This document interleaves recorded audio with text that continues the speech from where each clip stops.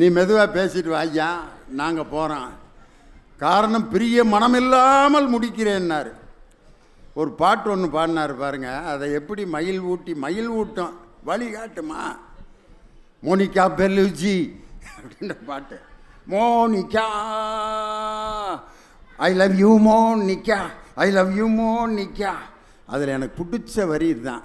ஜும்முடி ஜும்முடி ஜும் ஜும் ஜும் ஜும் ஜும் ஜும்முடி ஜும்முடி ஜும் ஜும்மா ஜும்மா ஜும் மோனிகா. ஒரு வயசான தாத்தா, 85 வயசு, வாக்கிங் வர்றப்ப இந்த பாட்டை போட்டு கேட்டுக்கிட்டே ஜும்முடி ஜும்முடி ஜும் ஜும் ஜும் ஜும் ஜும் அப்படின்னு வர்றாரு. மயில் ஊட்டுதுன்னு நம்ம நினச்சிக்கிறதா? என்னையா அது? இலக்கியத்தில் எப்படிப்பட்ட பாடல்கள் எல்லாம் இருக்கிறது. இன்றைக்கி பார்த்தீங்கன்னா பாரதிதாசன் வர்ணித்த மாதிரி ஒரு பெண்ணை இதுவரைக்கும் வர்ணிக்க முடியுமா? கவிஞர் வாலிகிட்ட கேட்டாங்க, உலகம் சுற்றும் வாலிபன்கிற படத்தில் நிலவு ஒரு பெண்ணாகின்னு ஒரு பாட்டு எழுதியிருக்கீங்களே, எவ்வளோ அழகான பாட்டு, எப்படி இந்த கற்பனையை நீங்கள் கொண்டு வந்தீங்கன்னு கேட்டதுக்கு வாலி சொன்ன பதில், பாரதிதாசனின் பாடல் ஏற்படுத்திய தாக்கம்தான் அந்த நிலவு ஒரு பெண்ணாகி. நிலவு ஒரு பெண்ணாகி உலவுகின்ற அழகோ, நீரலைகள் இடம் மாறி நீந்துகின்ற குழலோ அப்படின்ற பாட்டு. பாரதிதாசன் இதை எவ்வளோ அழகாக எழுதியிருக்கார் பாருங்க. நீலவான் ஆடைக்குள் உடல் மறைத்து நிலவென்று காட்டுகிறாய் ஒளிமுகத்தை, கோலம் முழுதும் காட்டிவிட்டால் காதல் கொல்லையிலே இவ்வுலகம் சாமோன்னு எழுதுனாம் பாருங்க. நீலவான ஆடைக்குள் உடலை மறைத்து கொண்டு முகத்தை மட்டும் காதலி காட்டுறாளாம். அதுதான் எதுவான்? நிலாவான். அந்த கோலம் முழுவதும் காட்டிவிட்டால் காதல் கொல்லையிலே இந்த உலகமே செத்து போயிடும், அவ்வளவு அழகானவ அப்படின்ட்டு. இந்த ஒரு அழகு தமிழ் இலக்கியத்தை விட வேற எங்கேயாவது நம்ம சுவைக்க முடியுமா? ராமனுடைய அழகை கம்பர் வர்ணிக்கிறார். வெய்யோ நொடி தன்மேனியில் வெறிசோதியில் மறைய பொய்யோ எனும் இடையானோடும் இளையானோடும் போனான். ராமன் கருப்பு. அப்பயே பாருங்க, கருப்பு தான் அழகுன்னு கம்பர், கருப்பு தாண்ட அழகுன்ட்டு கம்பரே அன்னைக்கு. அதுக்கப்புறம் இன்னமும் 5 நாட்களில் உங்களுக்கு தரும் சிவப்பழகி, இந்த கிரீமை போடுங்கள், கிரீம் போடுவதற்கு முன், கிரீம் போடுவதற்கு பின், சிவப்பா இருக்கா பொண்ணு அப்படின்னு இன்னும் கேட்குறான். கம்பரே கருப்பு தாண்டா அழகுன்னாரு. அதுக்கு என்னென்ன வார்த்தையை போடுறாரு பாருங்க. மையோ மையி, மறி கடலோ கடல், மலை முகில் கருப்பு முகில், மையோ மறிகடலோ மலை முகிலோ, இதுக்கு மேலே வேற ஒன்றும் சொல்ல முடியலையே, என்னடா பண்ணுறதுன்ட்டு கம்பரு ஐயோ இவன் வடிவென்பதோர் அழியா அழகுடையான், ஐயோ முடியலப்பா அப்படின்ட்டார். இந்த அழகெல்லாம் வேற எந்த இலக்கியத்தில் நம்ம போய் பார்க்கறது? வள்ளுவர் லவ் பண்ணாமல் இருந்திருந்தா இப்படிலாம் எழுதியிருப்பாருயா. யான் நோக்கும் கால் நிலம் நோக்கும், நோக்காக்கால் தான் நோக்கி மெல்ல நகும். உண்மையிலே எங்கேயாவது நின்று அவர் சைட்டை அடிக்கலைன்னா வள்ளுவர் இவ்வளவு தத்துரூபமாக எழுதியிருக்க முடியாது. நான் உன்னை பார்க்கும்போது நீ மண்ணை பார்க்கிறாய், நான் விண்ணை பார்க்கும்போது நீ என்னை பார்க்கிறாய். யார்? கண்ணதாசன். அதை 2000 வருஷத்துக்கு முன்னாடியே யான் நோக்கும் கால் நிலம் நோக்கும், நோக்காக்கால் தான் நோக்கி மெல்ல நகும்னு காதலை பற்றி எழுதிய வள்ளுவனுடைய அந்த இலக்கியம் இன்னைக்கும் வாழ்ந்துக்கிட்டு இருக்க ஐயா அப்படின்னு. யார்? விஜயகுமார். உண்மையிலே உங்கள் ரசனையை பார்த்து அவ்வளவு சந்தோஷமாக இருக்கு.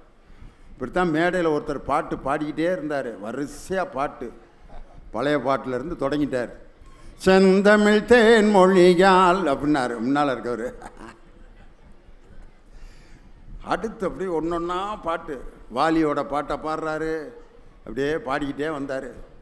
லாஸ்ட்டாக ஒரு பாட்டு பாடினார். எந்த 10 பாட்டுக்கும் அப்படியே தலையை ஆட்டினதை நிப்பாட்டவே இல்லை அவர். என்னடா இப்படி ஒரு ரசிகனை நம்ம பார்த்ததே இல்லையே, பாடிக்கிட்டே இருக்கேன் இப்படி ரசிக்கிறாருன்னு. கச்சேரி முடிஞ்சு எல்லாத்தையும் பேக் பண்ணி வெளியே நடந்து போயிட்டுருக்காரு. அப்பையும் தலையாட்டிக்கிட்டு இருந்தார். சரி, மேட்ரை விசாரிச்சிட வேண்டியதான்ட்டு, ஓ என்னய்யா நிகழ்ச்சி முடிஞ்சு போய்கிட்டு இருக்கேன், இப்பயும் தலையாட்டிக்கிட்டு இருக்கீங்க, என் பாட்டை நினச்சி தலையாட்டுறீங்களா?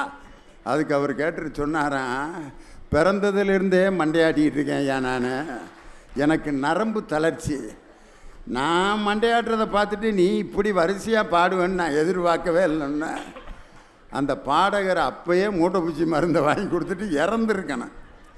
அதாவது ஒரு மனிதன் ரசிப்பதையும் தலையாட்டுவதும் பல காரணங்கள் இருக்கு. அந்த இலக்கியத்தை கேட்டவுடன் எங்கள் திருவள்ளூர் மக்கள் அந்த பாரதிதாசனுடைய பாட்டை கேட்டோன்னா உங்கள் முகம் நிலவு போல் மலர்ந்திருந்ததை பார்க்கும் பொழுது இதுதான் இலக்கியத்திற்கு கிடைத்த ஒரு பெரிய வெற்றி. அதான் விஜயகுமார். வாங்க, திரைப்பட பாடல்களே, திரை இசையே என்று பேசுவதற்கு கடலூர் தணிகைவேலன் இசையோடு வருகிறார். உங்கள் முன்னால் பாடல் பாடி உங்கள் கைதட்டுகளை பெற கடலூர் தணிகைவேலன். வாங்க. காதலர் தின வாழ்த்துக்களை தெரிவித்து என் உரையை துவங்குவதில் பெருமை கொள்கின்றேன்.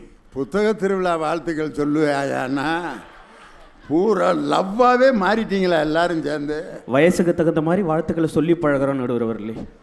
விஜயகுமார் மகளை கட்டி கொடுக்க போகிறாரு, அவரே இவ்வளோ மூடில் இருக்கும்போது இப்போ தான் குழந்தைய பெற்றிருக்கான், அப்போ அவனுக்கு எப்படி இருக்கான் மூடு? தம்பி ஓ ஏரியா தான் இன்னைக்கு. நடுவர் அவர்களே, சில பேருக்கு வைத்தறிச்சல் இருக்கும், நமக்கு இதெல்லாம் கிடைக்கலையே அப்படின்னு வைத்தறிச்சல் படுறவங்க ஒரு சாரர். நமக்கு கிடைக்காததெல்லாம் அடுத்தவனுக்கு கிடைக்குதே அப்படின்னு வைத்தறிச்சல் படுறவங்க ரெண்டாவது வகை. இன்றைக்கி வேலண்டைன்ஸ் டே இல்லையா? விஜயகுமார் அண்ணன் காலையிலேருந்து பார்த்துருப்பாரு. பார்த்துக்கிட்டு இருந்த அந்த வைத்தறிச்சலை பூரா இன்றைக்கி மேடையில் வந்து கொட்டிக்கிட்டு இருக்கார். அதுவும் தமிழ் சினிமாவில் வந்த பாடல்களை எல்லாத்தையும் கொண்டு வந்து இலக்கியத்தில் மாற்றி வச்சுக்கிட்டு, எங்கள் இலக்கியத்தில் ஒரு கவிஞன் எப்படி சொன்னார் தெரியுமா, எங்கள் பாட்டில் சொன்னோம், அதை மாற்றி உங்கள் கவிதையில் நீங்கள் ஏமாத்துறீங்க அப்படின்றது தான் எங்களுடைய வாதம். வயிற்றுக்கும் தொண்டைக்கும் உருவமில்லாத ஒரு உருண்டையை உருளுகிறது. ஓ, இது நம்ம எங்கேயோ கேட்டிருக்கோமே, எங்கே கேட்டிருக்கோம் நான் உட்காந்து யோசிச்சுட்டு இருக்கேன். அப்புறம் தான் தெரியுது காதலன் படத்தில் பிரபுதேவாவுக்கு எழுதுனது. வாய்மொழியும் எந்தன் தாய்மொழியும் இன்னும் வசப்படவில்லையடி, வயிற்றுக்கும் தொண்டைக்கும் உருவம் இல்லாதொரு உருண்டையும் உருளுதடி, காத்திருந்தால் எதிர்பார்த்திருந்தால் ஒரு நிமிஷமும் வருஷமடி, கண்கள் எல்லாம் என்னை பார்ப்பது போல் ஒரு கலக்கமும் தோன்றுதடி. இன்னொரு சொன்னார் தெரியுமா, காதலித்து பாருங்கள், ஒன்று சொர்க்கம் இல்லை நரகம். எதுக்கு கத்துறீங்கிறேன். அவன் கேட்டான் சார், சினிமா பாட்டில் திரை இசையில் அழகா கேட்டான், இது சொர்க்கமா நரகமா சொல்லடி உள்ளபடி. போங்க ரெண்டு பேரும் கிளம்பி. இப்பதான் நடுவர்களே நம்ம ஏரியாவுக்கு வரீங்க. நீங்க யோசிச்சு பாருங்க, வருட வரும் பூங்காற்றை எல்லாம் கொஞ்சம் வடிகட்டி அனுப்பி வைப்பேன்றான். லவ்வர் அஃபெக்ட் ஆகிடக்கூடாதுன்னு ஏர் ஃபில்டர் போட்டு லவ் பண்ணிட்டு இருக்கோம் நாங்கள் பாட்டில். சும்மா வந்துட்டு விஜயகுமாரனே, முதல்ல காதலிக்காக காத்திருந்துருக்கீங்களா நீங்கள்? சார், ஒரு நிமிஷம் காத்துக்கிட்டு இருப்பான் சார், ஒரு மணி நேரம் காத்துக்கிட்டு இருப்பான், ஒரு நாள் காத்துட்டு இருக்கலாம், ஒரு வாரம் காத்துட்டு இருக்கலாம், ஒரு வருஷம் கூட காத்துட்டு இருக்கலாம் சார். ஆனால் காதலிக்காக காத்துட்டு இருக்கிறத எங்களுடைய திரை இசை கவிஞன் தான் சார் அழகா சொன்னா. இதுவரைக்கும் உங்க இலக்கியத்தில் சொல்லாத வகையில், தந்தை அன்பு அது பிறக்கும் வரை, தாயின் அன்பு அது வளரும் வரை, தோழி ஒருத்தி வந்து தரும் அன்போ உயிரோடு வாழும் வரைன்னு சொன்னான். தமிழாசிரியர் தானே நீங்க? இந்த மாதிரி பாட்டெல்லாம் கேட்க மாட்டீங்களா நீங்க? மோனிகா, வயசுக்கு தகுந்த பாட்டை கேட்டு பழகுங்கிறேன் நீங்க. அதுல இன்னொரு சொன்னார் தெரியுமா, விளக்கை எரிய வைத்து வெட்கத்தை அணைத்து விட்டால் நீங்க கரண்ட் பில்லு கட்டுறதை விட்டுட்டு ஸ்கூல் ஃபீஸை கட்ட வேண்டியதா இருக்கும். இதை கூட எங்க கவிஞன் தானே சொன்னான். உங்க கவிஞர்லாம் சொல்லல, நாங்க தான் பாம்பேன்ற படத்துல பாட்டுல சொன்னோம், விளக்கை எரிய விட்டு வெட்கத்தை அணைத்து விடு அப்படின்னு சொன்னாங்க. நாங்க ஏதோ தாயை பத்தி தந்தையை பத்தி பாசமே இல்லாம வெறும் காதலை மட்டுமே கொண்டாடின திரை இசை பாடகர்கள் மாதிரி எங்களை அவ்வளவு குறை சொல்லிட்டு போயிட்டாரு.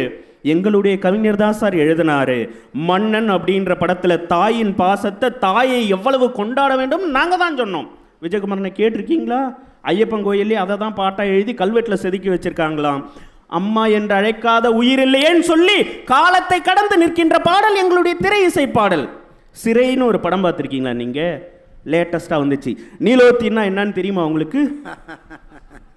சார் நீலோத்தி அப்படின்னு ஒரு பாடல் சார், சத்தியமாக சொல்கிறேன் சார், இது வரைக்கும் எத்தனையோ பாடல்களை கேட்டிருக்கேன். அந்த படத்தில் கதாநாயகன் தன்னுடைய அறியாமையினால் ஒரு அசம்பாவிதம் நடந்து ஜெயிலில் 5 வருஷமாக விசாரணை கைதியாக மட்டுமே இருக்கான் சார். அவனுக்கு தெரியல சார், அப்பீல் பண்ணணும் அப்படின்றதே தெரியல. அவன் காதலி 5 வருஷமாக, ஆனால் ஒவ்வொரு தடவையும் அவன் கோர்ட்டுக்கு வரும்போது வந்து பார்த்துட்டு போகிறா. கவிஞன் எழுதியிருக்கான் சார், எவ்வளவு அழகாக எழுதியிருக்கான் தெரியுமா? நினைச்ச வாழ்க்கை வேணும்னு நெஞ்சோம் கடந்து ஏங்குதே. அடுத்த வரி தான் சார் முக்கியம். அவன் எத்தனையோ சாமியை கும்பிட்டுருக்கான் சார். காதலனும் காதலியும் எவ்வளவோ சாமியை கும்பிடுறாங்க. ஆனால் ஒரு காவல்துறை அதிகாரி தான் சொல்கிறான், நீ போய் நீதிபதி ஐயா கிட்ட காலில் விழுந்துருங்க, பேசுங்க, பேசி உங்களை புரிய வைங்கன்னு சொல்கிறாங்க. அதை புரிய வச்சுட்டு வெளியில் வந்தான் இல்லையா, அவனுக்காக அந்த கவிஞன் திரை இசையில் எழுதியிருக்கான், படைச்ச சாமி கேட்காததையும் படிச்ச சாமி கேட்டதே அப்படின்னு எழுதினானே. இதை விட அழகாக எழுத முடியுமா சார்?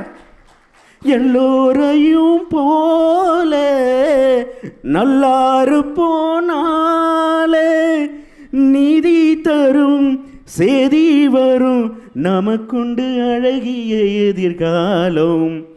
விஜயகுமாரனே, நீ முதல்ல லாந்தர்னா என்னன்னு தெரியுமா உங்களுக்கு? காதலில் ஏங்கி தவிக்கிறதுக்கு பேர் லாந்துறேன் அப்படின்னு ஒரு வழக்கு மொழி இருக்கு. அதை கூட பாட்டில் சொன்னது நாங்கள் தான். நடுவர்களே, திரை இசை பாடல்கள் அப்படின்றது ரசிகர்களுக்கு புரியும், கேட்ட உடனே புரியும். உங்கள் இலக்கியம் புரியுமா?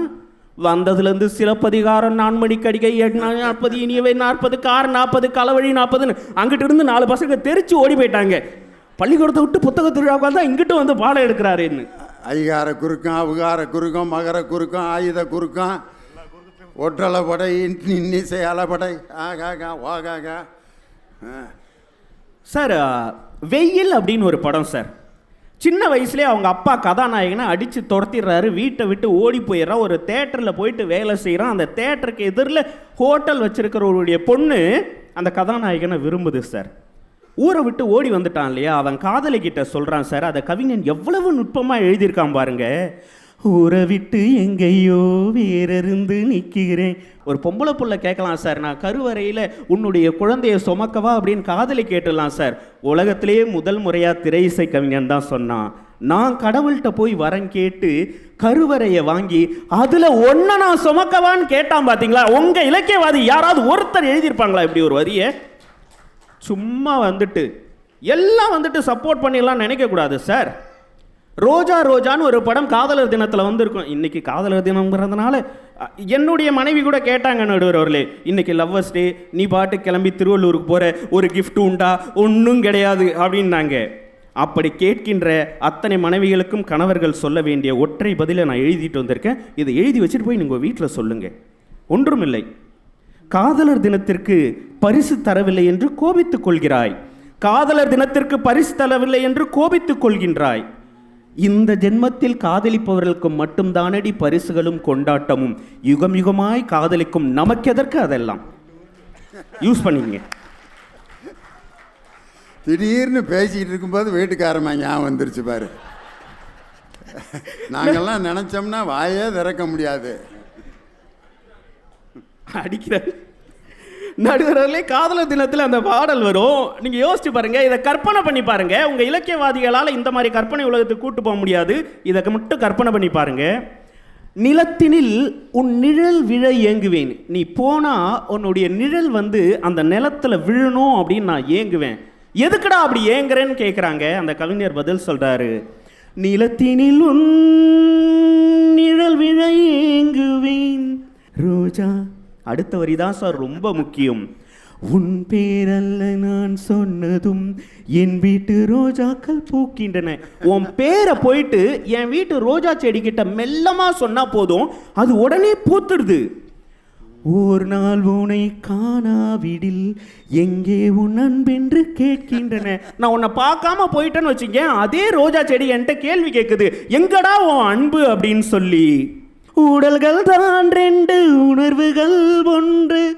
ரோஜா ரோஜா ரோஜா. அந்த ரோஜாலாம் தெரியுமா? வயசாயிடுச்சு, உங்களுக்கு தெரியாது. நான் இப்படி சொல்லி நிறைவு செய்கின்றேன். காதல் மட்டுமல்ல, தாய் பாசம் மட்டுமல்ல, தந்தை பாசம் மட்டுமல்ல, சமூக கருத்துக்களையும் எங்களுடைய திரை இசை பாடல்கள் எத்தனையோ கொடுத்திருக்கிறது. தலை கோதும் இளங்காற்று செய்தி கொண்டு வரும் அப்படிங்கிற பாடல்ல இந்த வரிகள் அவ்வளவு அழகா இருக்கும். நீல வண்ண கூரை இல்லாத நிலம் இங்கு ஏது, காலம் என்னும் தோழனுன்னோடு தடைகளம் மீறு. எவ்வளவு அழகா இருக்கும் தெரியுமா? நீலவண்ண கூரை இல்லாத நிலம் இங்கு ஏது, மீதியிருள் நீ கடந்தால் காலையொளி வாசல் வரும், தோளில் நம்மை ஏந்தி கொள்ளும் நமக்கான காலம் வரும் சொன்னானே. இதைவிட நம்பிக்கை உங்கள் இலக்கியவாதிகளால் தர முடியுமா என்று கேட்டு நல்லதொரு வாய்ப்பிற்கு நன்றி பாராட்டி இடம் அமர்கின்றேன். நன்றி, வணக்கம். ஏதாவது ஒரு சமூக சிந்தனை பாட்டு பாடுவார்னு பார்த்தா எல்லாம் ஃபுல் மூடில் இறங்கி வெறும் காதல் பாட்டு தான். உண்மையிலேயே என் வாழ்க்கையில் நடந்த ஒரு சம்பவம் சினிமா பாட்டில் அதை அப்படி அனுபவித்தேன். நான் என் வீட்டுக்காரமாக வந்துக்கிட்டு இருக்கான், திண்டுக்கல்லில் போயிட்டுருக்கான். என் கூட எப்போயோ என் கூட படித்த ஒரு பொம்பளை பொண்ணு அது என்னை பார்த்துருச்சு. பார்த்துட்டு நானும் எங்கள் வீட்டுக்காரமாக வர்றேன். லியோனே டேய் இங்கே வாடா எப்படின்னா எங்கள் வீட்டுக்காரமாக யாரா அது என்று முழிக்குது. அது யாருங்க இப்போ இருப்பா, நான் பக்கத்தில் பார்த்துட்டு சொல்கிறேன். அப்புறம் பார்த்தோன்னே என்னைய மறந்துட்டியா? நம்ம 2 பேரும் 3ஆம் கிளாஸ்லேருந்து 8வது வரைக்கும் ஒன்றா படித்தோம்லடா. எனக்கு நீ எத்தனை தடவை நெல்லிக்காய் கடிச்சு கொடுத்துருக்க. நம்ம 2 பேரும் ஒன்றா நெல்லிக்காய் வாங்க போவோம்ல, கொடுக்காப்புளி வாங்கி கொடுத்துருக்க. அப்புறம் ஐயோ அம்புட்டான் ஆதியிலேருந்து அந்த வரைக்கும் அடித்து விட்றா. எங்கள் வீட்டுக்காரமா முன்னால் நான் எப்படி நின்றுருப்பேன்னு யோசனை பண்ணி பாருங்கள். அது சரி, நீ யார் லூர்து ராணியா அப்படின்னு பேர் மறக்காமல் வச்சுருக்கியா நீ? அப்போ அவன் மறந்துருக்கா, நீ மறக்காமல் பேர் வச்சுருக்க அப்படின்னு. ஆமாம், லூர்து ராணி தான்டா. பல்லெல்லாம் பாதி போய் அப்படியே ஒரு மாதிரி தலையெல்லாம் களைஞ்சி வயசாகி இந்த இப்படி அழுக்கு ஜாக்கெட்டையும் இப்படி கட்டிக்கிட்டு லியோனின்னு என்னை கூப்பிட்டுச்சு. லூர்து ராணி நல்லா இருக்க, நீ ஏன்டா இன்னும் அப்படியே இருக்க, நாங்கள் தான்டா கிளவி ஆகிட்டேன் அப்படின்னுச்சு. இல்லை நீ கிளவி ஆனாலும் நல்லா தான் இருக்க அப்படின்னோன்னா என் வீட்டுக்காரர் நொறுக்குன்னு இப்படியே கையை இறுக்க பிடிச்சா பாருங்க. நானும் லியோனிய ஒன்றாவே தான் இருப்பான், என்னை விட்டுட்டு போகவே மாட்டான்னா பாரு. ஐயோ செத்தமுடா அன்னைக்கு, அவ்வளோதான் முடிஞ்சிரான்ட்டு. இதே காட்சி இதில் ரஜினிகாந்த் என்ன கபாலியா காலா படத்தில் ரஜினியோட பழைய லவ்வர் ஸ்கூட்டரில் வரும். ஈஸ்வரி ராவும் ரஜினி இப்படியே உட்காந்துருப்பாங்க. அப்போது ஒரு பாட்டு, ரஜினியோட மனநிலைக்கு ஒரு பாட்டு அந்த கவிஞர் உமாதேவிங்கிற கவிஞர், தீபா அந்த கவிஞர் பேர் எழுதியிருக்காங்க. ஆகாயம் சாயாம தூவானமேது, ஆராம ஆராம காயங்களேது, கண்ணம்மா கண்ணம்மா கண்ணிலே என்னம்மா. எனக்கு அடுத்த வரி தான் ரொம்ப பிடிக்கும். மீட்டாத வீணை தருகின்ற ராகம் கேட்காது பூங்காந்தலே, ஊட்டாத தாயின் கணக்கின்ற பால் போல் என் காதல் இருக்கின்றதே. ஊட்டாத தாயின் கணக்கின்ற பால் போல், ஒரு தாயால் ஊட்ட முடியாத பால் அந்த கணக்கு அப்படியே கனமாக இருக்கிற நேரத்தில் எப்படி இருக்குமோ அந்த நிலை எனக்கு விட்டதேன்ட்டு அந்த நிலமையில தான் நான் இருந்தேன் அன்னைக்கு. பாடாப்பட்டு அதுக்கப்புறம் ஒரு வார்த்தை சொன்னதுனால தப்பிச்சேன். இங்கே பாரு, எனக்கு மட்டும் ஒரு பையன் மட்டும் பிறந்திருந்தான்னா ஓம் பிள்ளையே தாண்டா நான் கட்டியிருப்பேன்னா. அப்பா அன்னை முறை வருதில்ல, அப்போ தான் எனக்கு உசுரே வந்துச்சு. இவ்வளோ நாளாக என்னை அண்ணன் நினச்சிருக்கா அப்படின்னு சொன்னேன். நீ ஏதோ சிக்னல் கொடுத்துருக்க, அதனால தான் அவள் அப்படி சொல்கிறா அப்படின்னு அப்பயும் நம்ப மாட்டேங்கிறான். காரணம் எவ்வளோ வயசானாலும் தன் கணவன் தனக்கு மட்டும்தான் சொந்தமாக இருக்கணுங்கிற அந்த பொசசிவ்னஸ் ஒரு பெண்ணுக்கு இருக்கிறது. அதுதான் குடும்ப வாழ்க்கையினுடைய மிகப்பெரிய ஆழமான அன்பின் அடையாளமே அதுதான். எங்கள் வீட்டுக்காரர் எனக்கு மட்டும்தான். அதனால தான் காதலர் தினத்தன்னைக்கு நான் உன் கூட வரலனாலும் நான் சொல்கிற பாட்டையாவது அங்கே நீ பாடிட்டு வா அப்படின்ட்டு அதுக்கு பிடிச்ச பாட்டை சொல்லி விட்ருக்கா. அதனால் தீர்ப்பில் அந்த பாட்டை நான் பாடுவேன். அது எந்த பாட்டுன்னு நீங்கள் கண்டுபிடிச்சிடலாம். காரணம், நம்ம முதலமைச்சரை சுசீலா அம்மாவுக்கு டாக்டர் பட்டம் கொடுத்துட்டு சுசீலா அம்மா ஒரு பாட்டு பாட சொல்லி என்ன பாட்டு சொல்லி கேட்டார் தெரியுமா? முதல்ல நீராறும் கடலுடுத்த 2 பேரும் சேர்ந்து பாடினாங்க. நீராறும் கடலுடுத்த முதலமைச்சர் பாடினார், சுசீலா அம்மா வேறு ஏதாவது பாட்டு கேளுங்க அப்படின்னு முதல்வரை கேட்குறாங்க. சுசீலா அம்மாட்ட அவர் நேர் விருப்பம் கேட்டார். என்ன பாட்டு தெரியுமா? நீ இல்லாத உலகத்திலே நிம்மதி இல்லை. சுசீலா அம்மா பாடினாங்கம்மா. நீ இல்லாத உலகத்திலே நிம்மதி இல்லை, உன் நினைவில்லாத இதயத்திலே சிந்தனை இல்லை. காயும் நிலாவானில் வந்தால் கண்ணுறங்கவில்லை, உன்னை கண்டு கொண்ட நாள் முதலாய் பெண்ணுறங்கவில்லை, கண்ணுறங்கவில்லை. உன் முகத்தை பார்ப்பதற்கே கண்கள் வந்தது, உன் மார்பில் சாய்வதற்கே உடல் வளர்ந்தது. கன்னி மனம் உனக்கெனவே காத்திருக்குது, இந்த காவல் தாண்டி ஆவல் உன்னை தேடி ஓடுது, தேடி ஓடுது. நீ இல்லாத யாரு முதலமைச்சருக்கு எப்படிப்பட்ட பாட்டு பிடிச்சிருக்க? நீ இல்லாத உலகம். நினைமா சிஎம் நேரம் வீட்டில் பாடிக்கிட்டு இருப்பாருன்னு நினைக்கிறேன். அவருக்கும் அவங்க வீட்டுக்காரமாக்கும் ரொம்ப பிடிச்ச பாட்டு. சுசீலா அம்மாட்ட அந்த பாட்டை பாட சொல்லி கேட்குறார். எவ்வளவு அழகான திரை இசையினுடைய கற்பனை. யார்? தனியவேல். நாகநந்தினி, என்னை பேச விடுவீங்களா இல்லையா? நீங்களா மூடு பாடிக்கிட்டே இருக்கீங்களே அப்படின்ட்டு. வாங்கம்மா, உங்கள் பலத்த கரவொலியோடு என் அருமை மகள் நாகநந்தினி உங்கள் முன்னால் பேச வருகிறார். வாழ்க வையகம், வாழ்க வையகம், வாழ்க வளமுடன். குரு வாழ்க, குருவே துணை. தமிழ் மொழி என்று சொன்னால் உமிழ் நீரும் தித்திக்கும். அத்தகைய தமிழன்னை வணங்கி ஆன்றோருக்கும் சான்றோருக்கும் லியோனியாகிய நான் என்று 50 வருட பொன் விழாவை, அது எப்படி இலக்கியம் என்ற அருமை தமிழை எளியோருக்கு புரியக்கூடிய வகையில், பட்டி தொட்டி எங்கும் பாமரரும் அறியக்கூடிய வகையில் அந்த பட்டிமன்றத்தை கொண்டு செலுத்திய எங்களுடைய பாசத்திற்கும் வணக்கத்திற்கும் உடைய நடுவர் ஐயா அவர்களுக்கு முதற்கண் முத்தாய்ப்பான வணக்கத்தை தெரிவித்துக் கொள்கிறேன். நாம் பட்டிமன்றம் பேச ஆரம்பித்து 50 ஆண்டுகள் முடிவடையுது.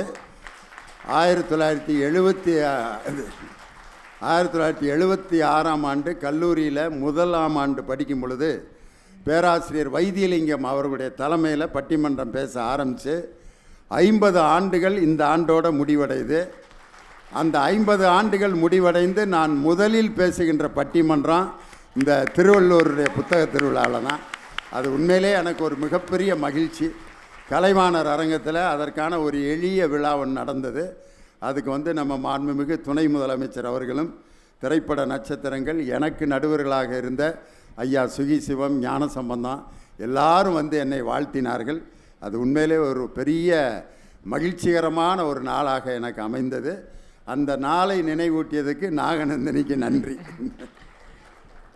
விவசாயம், ஆறு, ஏரி, பால் பண்ணை, அணுமின் நிலையம், ஃபேக்ட்ரி, ஆம்பத்தூர் சிட்கோட் அப்படின்னு சொன்னால் சவுத் இந்தியாவிலேயே ஏஷியாவிலேயே பெரிய, அதாவது சவுத் ஏஷியாவிலேயே பெரிய ஒரு தொழில்பேட்டைன்னு சொல்லக்கூடிய அளவுக்கு எழுத்தறிவில் 84% வச்சுருக்காங்க. பொன்னி அரிசினாலும் இவங்க ஊர் தான் ஃபேமஸ்ஸு, சூரிய கெடிகாரனாலும் நம்ம திருவள்ளூர் மாவட்ட மக்கள் தான் ஃபேமஸ்ஸு. இதெல்லாம் எனக்கு பெரிய விஷயமா தெரியலிங்க. ஆனால் மொழிக்காக மாநிலங்களை பிரிக்க போகிறாங்கன்னு தெரிஞ்ச போது, திருத்தணியை ஆந்திரா கொண்டு போகும்னு நினச்ச போது, அதெல்லாம் இல்லை, திருத்தணி முருகர் தமிழ் கடவுள், எங்களுடைய கடவுள்னு மீட்டு கொண்டு வந்து வச்சிருக்கிற மக்கள் முன்னாடி இலக்கியெல்லாம் இல்லை, திரை இசைன்னு பேச 2 பேர் பார்த்தா சிரிப்பா வருது. திருத்தணி சாதாரண இடம் இல்லை, முருகன் லவ் பண்ண இடம், வள்ளியை மனமுடித்த இடம். எது? திருத்தணி.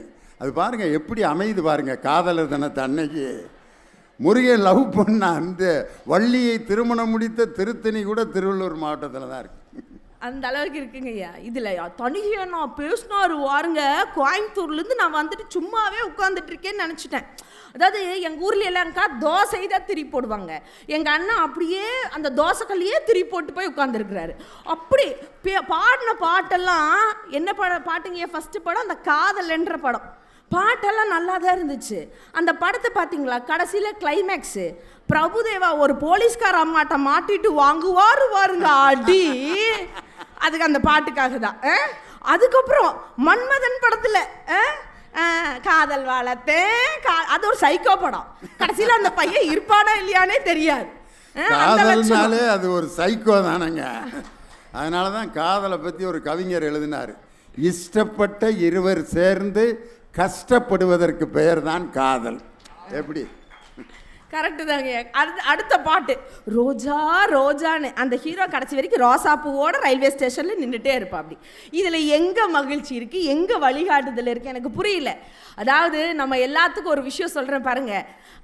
February 14 அப்படின்னு சொன்னால் காதலர் தினம் மட்டும்தான் ஞாபகம் வருது. ஆனால் இன்னைக்கு தான் தன்னுடைய நாட்டை காப்பதற்காக எல்லையில் நின்று 2019 புல்வாமா தாக்குதல் மூலமாக 40 வீரர்களை இழந்து நின்னோமே, அந்த நினைவு நாள் இன்று. அந்த தாய்மார்களுக்கு, அதாவது அந்த மகன்களை இழந்த தாய்மார்களுக்கெல்லாம் இன்னைக்கு உறுதுணையாக இருக்கிறது எது தெரியுமாயா?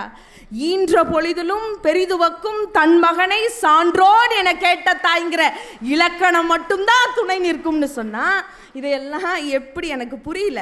அதில் உங்களோட பாட்டு சிறப்பா, உங்களுடைய பாட்டில் அப்படியே கவி சக்கரவர்த்தியாக விளங்குனார்ல, அவர் ஒரு விஷயம் சொல்லியிருக்காரு, நான் சொல்லட்டுமா? 10,000 கவிதைகளை முத்தாக அள்ளித்தந்த சத்தான கம்பனுக்கு ஈடு இனம் இல்லை என்று பாடு. சீதையின் நடையழகும் ஸ்ரீராமன் தோள் அழகும் போதை நிறைந்தது என்று சொல்லி என்னை தூக்கி போட்டான் மதுக்கூடத்தில் அள்ளி. காலமெனும் ஆளியிலும் காற்றுமலை தூளியிலும் சாகாது கம்பன் அவன் பாட்டு, அவன் தலைமுறைக்கு எழுதி வச்ச சீட்டு. உண்மைங்க, தலைமுறைக்கும் சொல்லியிருக்காங்க. நம்ம நினைக்கிறோம்ல ராமாயணம் ஒரு பக்தி காவியம்னு. இல்லைங்க, ராமர் தான் அங்கே கதாநாயகர், இல்லைன்னு சொல்லவே இல்லை. ஆனால் அந்த கதாபாத்திரத்துக்கு உயிர் ஊட்டினது தமிழனுடைய துணை கொண்டு எங்களுடைய பாட்டன் கம்பர் என்று சொன்னால் அதற்கு ஈடு இணையே இல்லை. அதுக்கு ஒரு உதாரணம் சொல்லட்டுமா? அதாவது ராமாயணத்தை ஹிந்தியில் துளசிதாசர் எழுதியிருக்கார், கன்னடத்தில் எழுதியிருக்காங்க, வால்மீகி எழுதியிருக்காரு. ஆனால் ராமாயணம் பிரச்சனை என்ன பிரச்சனைங்க? இனியும் நான் புதிய டிக்ஷனரி எல்லாம் சொல்லுவார், நீங்கள் அவர்கிட்ட கேட்டுக்கோங்க.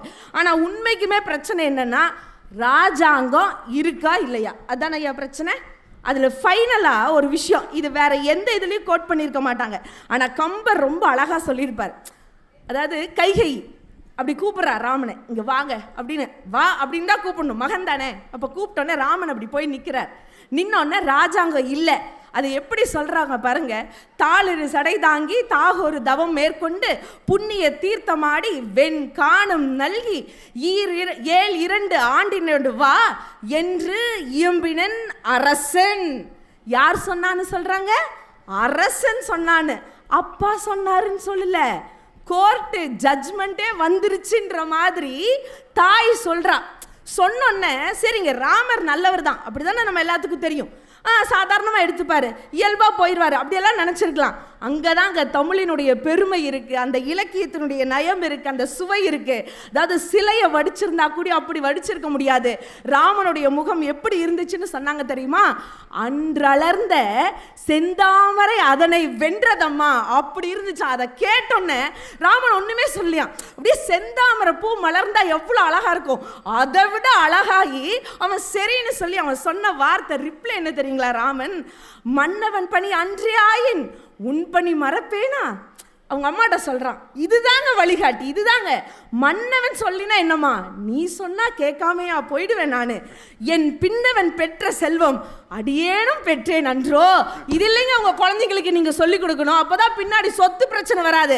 ராஜாங்கத்தையே தூக்கி தன்னுடைய அம்மா, அதாவது மூணாவதாக தான் தாயின்னு வருவாங்க கைகை, அவங்களோட பையனுக்கு கொடுப்பேன்னு சொன்ன போதும் கூட ராமன் அதை சந்தோஷமாக ஏற்றுக்கிட்டு எப்படி சொல்கிறான், என் பின்னவன் பெற்ற செல்வம் தான், இருந்தாலும் என் தம்பி தானே, அதை நான் பெற்ற செல்வமா ஏத்துக்கிறேமான்னு கம்பர் சொன்ன அந்த விஷயம், இந்த இலக்கணம் தான் வழிகாட்டியாக இருக்குங்கிறது தான் எங்களுடைய வாதமா இருக்கு. என்ன எனக்கு அப்புறம் இன்னொரு விஷயம், அப்படியே தனியே நான் பேசும்போது அப்படியே அளந்து அப்படியே விடுறாரு. ஏன்னா இதுவும் காதல் தான். ஒரு தாயின் மீது பரிசுத்தமான அன்பு இருந்தா அதைய கூட காதலர் தினத்தில் கொண்டாட முடியுன்றதுக்கு இந்த விஷயம் உதாரணமா வச்சுக்கோங்க. சரி, இன்னைக்கு எல்லாரும் ஒரு குட்டி ஸ்டோரி சொல்றாங்க. நான் ஒரு ஸ்டோரி சொல்லட்டுமா? காளிதாசன் எல்லாத்துக்கும் தெரிஞ்சிருக்கும், எங்கேயோ கேள்விப்பட்ட மாதிரி இருக்குதுமா, அப்படிதானே? பரவாயில்ல, தட்டி எழுப்புங்க. காளிதாசன் அப்படிங்கிறவர் ஒரு பெரிய ஒரு மகா கவியரசர், கவிஞர்.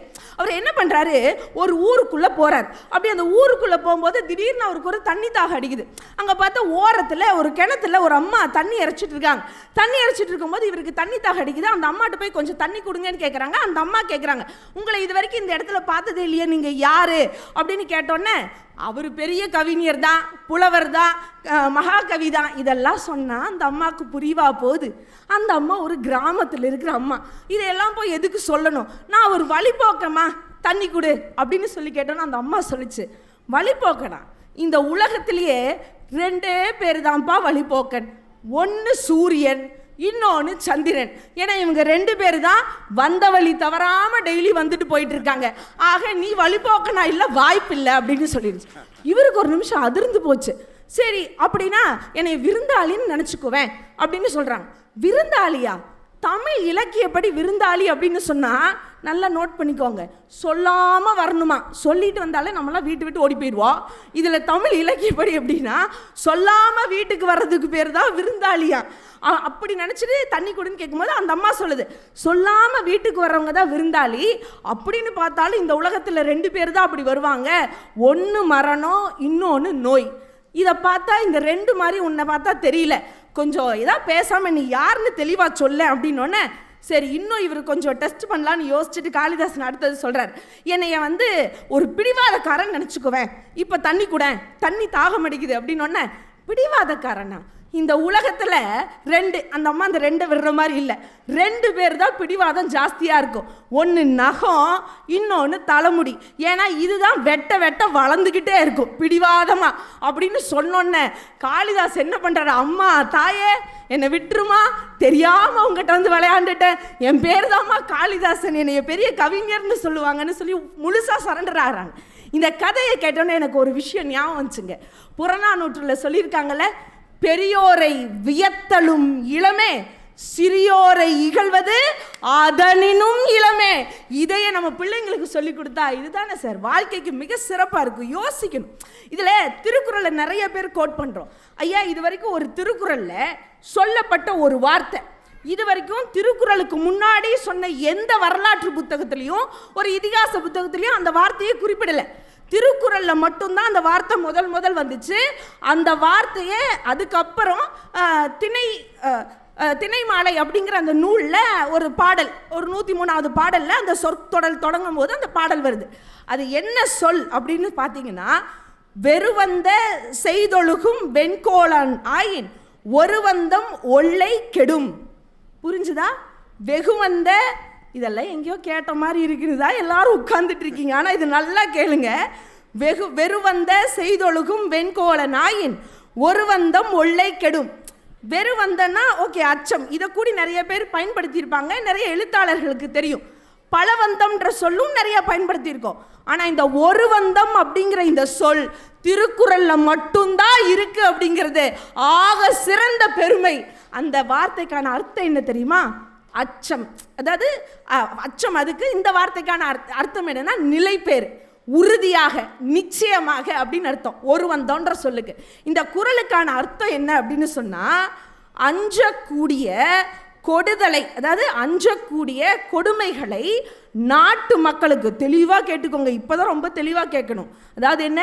அஞ்சக்கூடிய கெடுதலை நாட்டு மக்களுக்கு எந்த அரசன் செய்கிறானோ அவனுக்கு கட்டாயமாக அழிவு உறுதி அப்படின்னு நான் சொல்லலைங்கய்யா. யார் சொல்லியிருக்காங்க? ஐயன் வள்ளுவர் சொல்லியிருக்காரு. இப்போ நான் யாருக்காக இந்த குறளையும் எதுக்கும் சொல்லலை, இந்த குறளை தெரிஞ்சுக்கணுன்றதுக்காக சொன்னேன். இதில் இன்னொரு விஷயம், ஏன் நம்மளுடைய இலக்கியங்கள் தான் வழிகாட்டியாக இருக்குது அப்படிங்கிறதுக்கு. இப்போ அண்ணன் பாடினார் இல்லையா, நிறையா பாட்டு, ஐயா கூடி பாடினார். பெண்கள் அப்படின்னு சொன்னாலே என்ன மாதிரி பாட்டெல்லாம் பாடினாங்க? நிலவு, வான், முகில், காற்று, மேகம். நம்மளாம் தீயா வந்தால் யாரும் ஒத்துக்கவே மாட்டாங்க. ஆனால் ஒரு விஷயம் நல்லா பாருங்க, இன்னைக்கு 21ஆம் நூற்றாண்டுன்னு சொல்கிறோம், இன்னைக்கு கூட பெண் கவிஞர்களும் எழுத்தாளர்களும் குறைவாக தான் இருந்தாங்க. ஆனால் சங்க காலத்திலேயே பெண் எழுத்தாளர்கள் அதிகம் அப்படிங்கிறத ஔவை நடராசன் அப்படிங்கிறவர் பிஹெச்டி தீசிஸ் பண்ணி லிஸ்ட் போட்டு காமிச்சிருக்காரு. அதற்கு அர்த்தம் என்ன? பெண்கள் என்பவர்கள் அன்னைக்கே படிப்பிலையும் அறிவிலையும் ஆளுமையிலையும் சிறந்தவர்களாக விளங்கி இருக்கிறாங்கன்னு சொன்னது.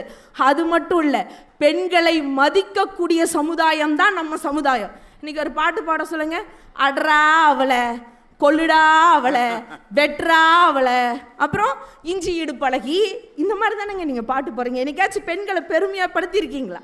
ஆனால் இன்னைக்கு பாருங்க, அதை விட ஒரு படி மேலே உயர்ந்து போய் பரமசிவம் அப்படிங்கிறவர் அந்த பெண்களை எந்த அளவுக்கு யோசிச்சிருக்காரு அப்படின்னா, பெண்கள் அப்படிங்கிறவங்க தான் நம்மளுடைய சமூகமே தாய் வழி சமூகங்க. இது நம்மளுடைய நாட்டுப்புற இலக்கியத்தில் இருக்குது. அதில் சொல்லப்பட்ட ஒரு விஷயம், பெண்களை தான் காவல் தெய்வமாக இன்ன வரைக்கும் நம்ம வழிபாடு செஞ்சுட்ருக்கோம். காவல் தெய்வம்லாம் எப்படி இருக்கும்? கண்ணு விரிச்சு இப்படி தான் இருக்கும். ஏன்னா கண்ணு சிமிட்டுற நேரத்தில் கூட நம்மளுடைய வீட்டை யாராச்சும் வந்து களவாடக்கூடாது அப்படின்றதுக்காக நம்ம குலத்தை காப்பாற்றுற மாதிரி ஒரு கண்ணு விரிச்சிருக்கும். முன்னாடி நான் ஒரு திருக்குறள் சொன்னேன், அதற்கான விளக்கத்தை சொன்னேன், நல்லா புரிஞ்சுக்கிட்டீங்க. இப்போ ஒரு விஷயம் சொல்ல போகிறேன், இப்போது அலர்ட் ஆகிக்கோங்க, நான் அடுத்த விஷயம் சொல்கிறேன். அந்த காவல் தெய்வங்கள் நாளைக்கு சிவன் ராத்திரி, சிவன் கோயிலுக்கும் போய் பாருங்க. நம்ம இன்னைக்கு துர்கைன்னு துர்கை அம்மாவை கும்பிட்றோம், ஆனால் துர்கை அம்மா காவல் தெய்வம், அவங்களுடைய பேர் கொற்றவை. எல்லா காவல் தெய்வங்களும் வடக்கு நோக்கி தான் இருக்கும். ஏன் தெரியுமா? அன்னைக்கே நம்ம முன்னோர்களுக்கு தெரிஞ்சிருக்கு, தமிழனுக்கு பிரச்சனைன்னு ஒன்று வந்தா அது வடக்குல இருந்தாயா வரும், அதை காப்பாத்ததா காவல் தெய்வத்தையே வடக்குல வச்சிருக்காங்கன்னு சொன்னா அந்த திருக்குறளும் இந்த கான்செப்ட் புரிஞ்சிருச்சுங்களா? ஐயோ, நான் யாரையும் குறையெல்லாம் சொல்லலைங்க, தமிழ்நாட்டு நிலவரம் என்னமோ அதை மட்டும்தான் அவங்க கிட்ட சொன்னேன். இன்னும் பேசணுமா சினிமா பாட்டை பற்றி? இந்த ஒரு பாயிண்ட்லேயே எல்லாத்தையும் கத்தம் ஆக்கியாச்சு. ஐயா இல்லையா, நானும் நிறைவாக ஒரு விஷயம் சொல்லிடுறேன். நானும் ஒரு சினிமா பாட்டு பாடணும்னு நினைக்கிறேன். ஏன்னா இவங்க மட்டும்தான் பாடுவாங்களா? நானும் ஒரு பாட்டு பாடுறேன். நங்கை நிலாவின் தங்கை, மங்கை நீதானே செங்கை, உன்னை பார்த்ததும் ஊரை விட்டு ஆங்கிலம் ஓடி போனதென்ன, சேராய் செம்மொழி செந்தமிழ் தான் என் மொழி இன்றே ஆனதென்ன, மந்தாகினி மங்கனினி சிந்தாமணி வா வா அம்சவேணி, நீ பௌர்ணமி வாரதினி மிர்நாளினி நீ என் சொற்பராணி. இதில் பார்த்தீங்கன்னா ஒரு இடத்துல கூட பெண்களை இழிவாக சொல்லியிருக்க மாட்டாங்க. ஏன்னா எழுதின கவிஞர் அப்பேற்பட்ட கவிஞர் பேரரசர் வாலி அவர்களினுடைய கைவண்ணத்தில் உருவான பாடல். இதில் சொல்லப்பட்ட அனைத்து வார்த்தைகளும் இலக்கியத்தில் வந்த சொற்கள் தான். இதில் சொல்லியிருப்பாங்க நங்கை, யாரோட நங்கைங்கிற அவங்களுடைய காதலி நிலாவோடைய தங்கை அப்படின்னு அதில் குறிப்பிட்டிருக்கும். ஒரு பெண்மகள், அதாவது தமிழ் பெண்ணை பார்த்தா அங்கே இருக்கக்கூடிய ஆங்கிலம் கூடி ஓடி போயிருன்ற அளவுக்கு வர்ணிச்சிருப்பார். அது எல்லாத்துக்கும் மேலே மந்தாகினி அப்படிங்கிற அந்த வார்த்தை அயோத்தியா காண்டத்தில் ராமர் அவர்கள் சீதை கிட்ட காமிப்பாங்க. அது ஒரு அழகான நதியினுடைய பேர். அதே மாதிரி சிந்தாமணி அப்படிங்கிறது சீவக சிந்தாமணி. அதில் இருக்கக்கூடிய அம்சவேணி அப்படிங்கிற அந்த சொல் குண்டலகேசியில் வரக்கூடிய ஒரு பெயர். பௌர்ணமி எல்லாத்துக்கும் தெரியும், முழு நிலவு. அதே மாதிரி மிர்னாலினி அப்படிங்கிறது அது தாமரையினுடைய தண்டு மாதிரி தன்னுடைய அந்த மேனி இருக்கு அப்படிங்கிறத பறைசாற்றக்கூடிய விதத்தில் இலக்கியத்தினால தான் அவங்களுடைய திரையிசையே வாழுதுங்கிறத நீங்கள் புரிஞ்சுக்கணுங்க. அதுக்காகவே இந்த ஒரு விஷயம். நிறைவா இன்னைக்கு காதலர் தினம் எல்லாரும் பேசிட்டாங்க, நாங்களும் எங்கள் பங்குக்கு சொல்லணும்ல. எங்களுடைய தலைவனும் தலைவியும் எப்படி காதலிச்சாங்க தெரியுமா? எங்களுடைய பாரதிதாசன் அவர்கள் அழகா சொல்லியிருப்பார் குடும்ப விளக்குன்ற ஒரு விஷயத்துல. நாங்கள்லாம் உங்களை மாதிரி சும்மா ஒருத்தருக்கு ஒருத்தர் மட்டும் விரும்புறதில்லை.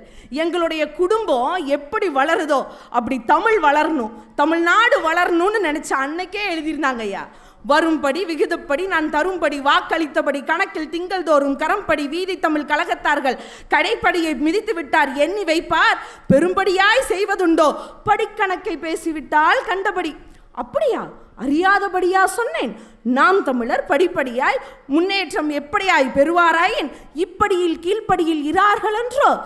மெய்ப்படி அறிஞர் சொற்படி நடந்தால் மேற்படியார் செப்பியபடி விந்தை பிறக்கும்.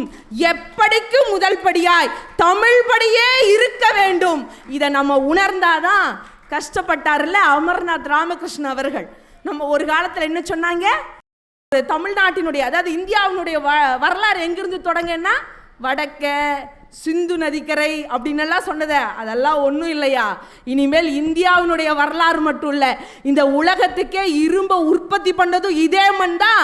இனி வரலாறு சொல்லணும்னா கூட தெற்கே தாமிரபரணி நதிக்கரையிலிருந்து தான் தொடங்கணுங்கிறத இன்னைக்கு காமிச்சிருக்கோம். அப்படின்னு சொன்னா வடக்கு வாழணும் தெற்கு தேயணுங்கிறது அந்த காலம் சார்.